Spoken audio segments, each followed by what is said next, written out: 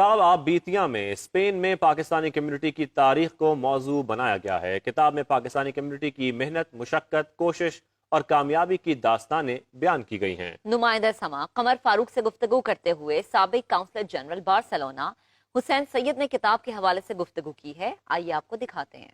ये इस वक्त मेरे साथ मौजूद हैं अय्याज हुसैन सैयद साहब, जिनकी गुज़श्ता दिनों किताब आई है आबीतियाँ। आबीतियाँ क्या है और ये किताब लिखने का ख्याल किस तरह आया और क्या इस किताब के हवाले से उन्हें तवक्कुआत हैं, हम उनसे जानने की कोशिश करेंगे कि आबीतियाँ किताब जो है वो ओवरसीज़ पाकिस्तानियों के लिए क्या मुकाम रखती है, उसमें ओवरसीज़ पाकिस्तानियों के लिए क्या नई चीज़ है या वो ओवरसीज़ पाकिस्तानियों को क्या बताना चाहते हैं इस किताब के ज़रिए। जी हम आपसे बुलवाते हैं अय्याज हुसैन सैयद साहब से। सर ये बताइएगा कि किताब का जो ख्याल है वो क्या है। बुनियादी ख्याल ये है कि लोगों को, जो स्पेशली जो पाकिस्तान में मौजूद हैं, उन्हें ये बताया जाए कि यहाँ पे आने वाले पाकिस्तानियों के साथ यहाँ के मुआशरे ने किस किस्म का सलूक किया।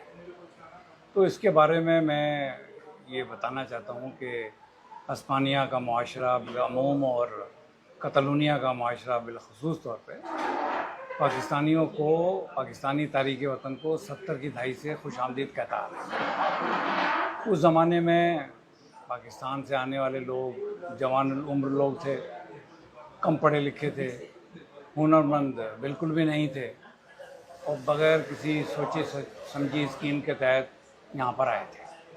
क्योंकि उस ज़माने में ईरान और अफ़गानिस्तान का तो वीज़ा था, लेकिन यूरोप बाशमूल तुर्की कोई वीज़ा नहीं था और कोई भी जो एयरपोर्ट जहाज़ के ज़रिए यहाँ पे लैंड कर सकता था।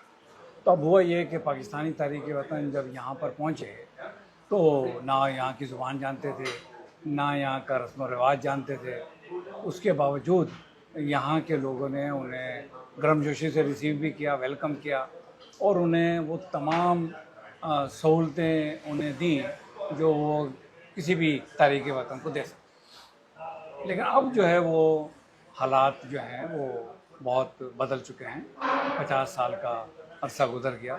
अब आने वाले लोग जो हैं, बदकिस्मती से अभी भी हमारे आने वाले लोग हैं वो ज़्यादा पढ़े लिखे नहीं हैं, अभी भी वो हुनरमंद नहीं हैं, अभी भी वो ज़ुबान नहीं सीखी होती और जब यहाँ पे बेइंतहा सरमाया ख़र्च करके और अपनी जान जोखों में डालकर यहाँ पहुँचते हैं तो कई साल तो वो उस शाख से, उस सदमे से निकलने में लगा देते हैं जिसमें वो अपनी जान बचा के पहुँचे होते हैं। तो मेरी यही मैं बताना चाहता हूँ कि अगर वो लोग मेरी किताब पढ़ लें तो उनको मवाजना करने में ज़रा आसानी होगी और मैं आपके सामीन के लिए भी कुछ चीज़ें बताना चाहता हूँ इसके बारे में। एक जो इनका कौमी इदारा है एदाद व शुमार का, उसके मुताबिक 31 दिसंबर 2001 में पाकिस्तानियों की कुल रजिस्टर्ड पाकिस्तानी स्पेन में 14,322 थे। 30 साल के अरसे में, 31 साल का अरसा हम कह लें, 31 साल के अरसे में सिर्फ 14,000 पाकिस्तानी यहाँ पर आए थे। लेकिन 2001 से 2023 के अरसे में 22 साल के अंदर इनकी तादाद 1 लाख से ज़्यादा हो चुकी है। अब इस वक्त जो है कम व बेश 1,10,000 के करीब इनकी पाकिस्तानियों की आबादी है और इसमें तकरीबन 31% जो हैं वो पाकिस्तानी ख़वातीन हैं। तो सर ये आबादी बढ़ने की क्या वजूहत हैं? क्या पाकिस्तान से लोग ज़्यादा आ रहे हैं इलीगल तरीके से, या जो लोग यहाँ पर मौजूद हैं वो अपनी फैमिलीज़ को बुलाकर इस तादाद को बढ़ा रहे हैं? देखिए, ये दोनों चीज़ें हो रही हैं। पाकिस्तानियों के जो रजिस्टर्ड पाकिस्तानियों की तादाद हर साल बढ़ रही है, वो इनके दादा शुमार के इदारे के मुताबिक तकरीबन 900 से 1,000 पाकिस्तानियों के दरमियान। उसमें ज़्यादातर तादाद फैमिलीज़ की है। ज़ाहिर है जिनके शौहर या वालिदैन जब यहाँ पे इस काबिल हो जाते हैं कि वो अपने फैमिली को बुला सकें तो वो अपने फैमिली को बुलाते हैं। बीवी होती है, बच्चे होते हैं, जिसकी वजह से एक ख़ानदान के साथ 5 से 6 आदमी की तादाद बढ़ जाती है। ये लोग जब आते हैं ये तो सारे लीगल हैं, तो इनके लिए तो किसी किस्म की मुश्किल नहीं है। लेकिन वो लोग जो इल्लीगल तरीके से आते हैं जो मुख्तलिफ रूट से आ रहे हैं, कोई लीबिया की तरफ से आता है, कोई इजिप्ट की तरफ से आ रहा है, कोई पोलैंड की तरफ से आ रहा है। ये लोग जो हैं बेइंतहा सरमाया खर्च करते हैं। एक साहब से मैं मिला, वो बता रहे थे कि मुझे करीब 40 लाख रुपए खर्च करके वो यहाँ पहुँचे हैं, और आजकल जो काम है वो पेंट रंग रोगन करने का काम मिला हुआ उन्हें, जिसका उनको कोई फिक्स नहीं है और अभी तक वो लीगल नहीं हुए। यानी 3 साल का अरसा उन्होंने अभी ये गुजारना है। इस 3 साल के अरसे में अगर वो पकड़े गए तो कभी भी डिपोर्ट हो सकते हैं। तो मेरी लोगों से दरख्वास्त यही है कि जब वो यहाँ पर अगर आना चाहते हैं और वो फैमिलीज़ जिनके शौहर या वालिदैन उनको बुलाना चाहते हैं, तो प्लीज़ पढ़ लिख लें, कोई हुनर सीख लें, क्योंकि अगर हुनर है आपके पास तो आप यहाँ पर भूखे नहीं मर सकते। अगर आपको ज़ुबान आती है तो इस मुआशरे के अंदर कदम जमाने में बहुत ज़्यादा आसानी मिलेगी। ये चीज़ें जो हैं अगर हम वहाँ पाकिस्तान में बैठ के कर सकते हैं, क्योंकि आप स्मार्टफोन सबके पास हैं।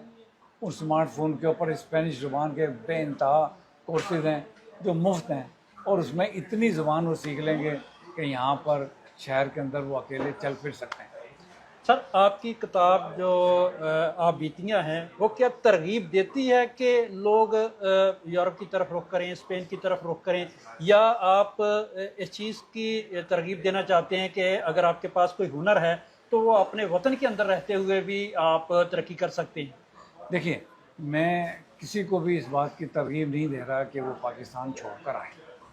मैंने सिर्फ उन लोगों की कहानियाँ सुनाई हैं जो यहाँ पर 70, 80 और 90 की दहाइयों में आए, जिनका कोई प्लान नहीं था यहाँ पे आने का, कोई स्कीम नहीं थी, कोई नॉर्मल एजेंट के थ्रू टिकट लिया और पहुँच गए।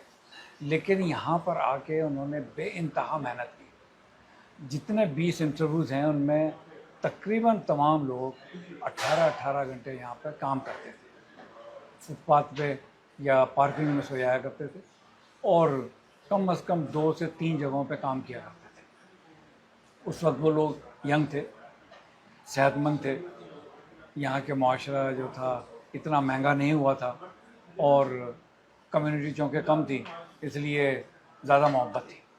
अब जो है वो कंपटीशन बढ़ गया। अब जो लोग जो हैं वो इतनी सहूलतें लोगों को शायद ना मिल सकें, और इतने ख़तरात अब हैं वो पहले नहीं। आपने सैयद अय्याज हुसैन साहब की गुफ्तगू सुनी। ये सारी गुफ्तगू जो थी वो उनकी जो गुज़श्ता दिनों किताब आई है आप बीतियाँ, उस हवाले से उनका कहना है कि मेरा कतन ये मकसद नहीं है कि हम अपना मुल्क छोड़ कर आएँ, लेकिन किताब का मकसद सिर्फ ये है कि हम अपने लोगों को बता सकें कि जो हमारे लोग 70 और 80 की दहाई में यहाँ स्पेन के अंदर आए हैं उनकी ज़िंदगियाँ कितनी मुश्किल थीं, जो कि आज उस हवाले से बिल्कुल ना होने के बराबर मुश्किलात हैं। कमर फारूक, समा न्यूज़, बार्सिलोना, स्पेन।